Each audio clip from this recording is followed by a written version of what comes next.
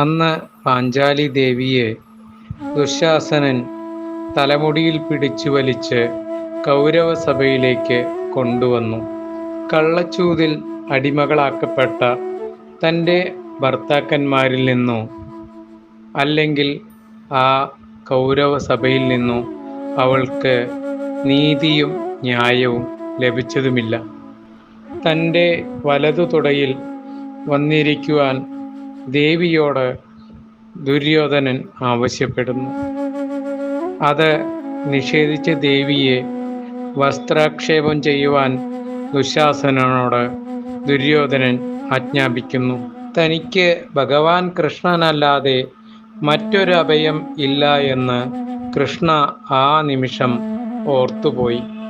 എങ്കിലും തൻ്റെ വസ്ത്രം അഴിക്കാൻ ശ്രമിക്കുന്ന ദുശ്ശാസനനോട് അവൾ സദാ പൊരുതിക്കൊണ്ടേയിരുന്നു.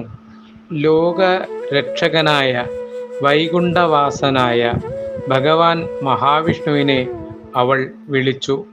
വൈകുണ്ഠവാസിനെ കൃഷ്ണ.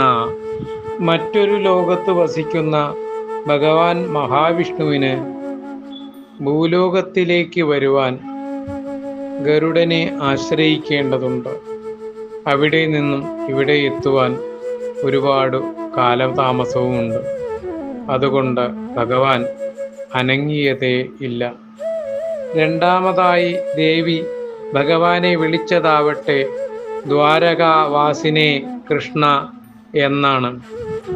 ദ്വാരകയിൽ ജരാസന്ധനുമായി ഘോരയുദ്ധത്തിലേർപ്പെട്ടിരുന്ന ഭഗവാന് അവിടെ നിന്ന് പിന്തിരിഞ്ഞു വരുവാൻ സാധ്യമായിരുന്നില്ല.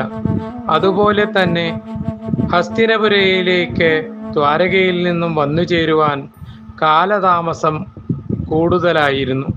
അതുകൊണ്ടു തന്നെ ഭഗവാൻ അവിടെ നിന്ന് പുറപ്പെട്ടതുമില്ല. ദ്രൗപദിക്ക് ദുശ്ശാസനന്റെ മുന്നിൽ പിടിച്ചു നിൽക്കുവാൻ സാധ്യമായിരുന്നില്ല. അവൾ പൂർണ്ണ സമർപ്പണം ഭഗവാന് ചെയ്തുകൊണ്ട് ഭഗവാനെ വിളിച്ചു, എൻ്റെ ഹൃദയകമലവാസിനെ കൃഷ്ണ. ഒരു ഞൊടിയുടെ കോടിയിലൊരംശം മാത്രം സമയമേ പിന്നീട് ഭഗവാന് ആവശ്യമായി വന്നുള്ളൂ. തൻ്റെ തന്നെ ഹൃദയകമലത്തിലിരിക്കുന്ന ഭഗവാൻ കൃഷ്ണൻ അവളെ അനുഗ്രഹിച്ചു. പിന്നീട് ദുശ്ശാസനന്റെ ഒരു ദുഷ്പ്രവൃത്തിയും അവളിൽ വിജയിച്ചില്ല. എത്ര വസ്ത്രം അഴിക്കുന്നുവോ അതിൻ്റെ ഇരട്ടി വസ്ത്രം അവളിൽ വന്നു ചേർന്നുകൊണ്ടേയിരുന്നു. ദുശ്ശാസനൻ തോറ്റ് തുന്നം പാടി.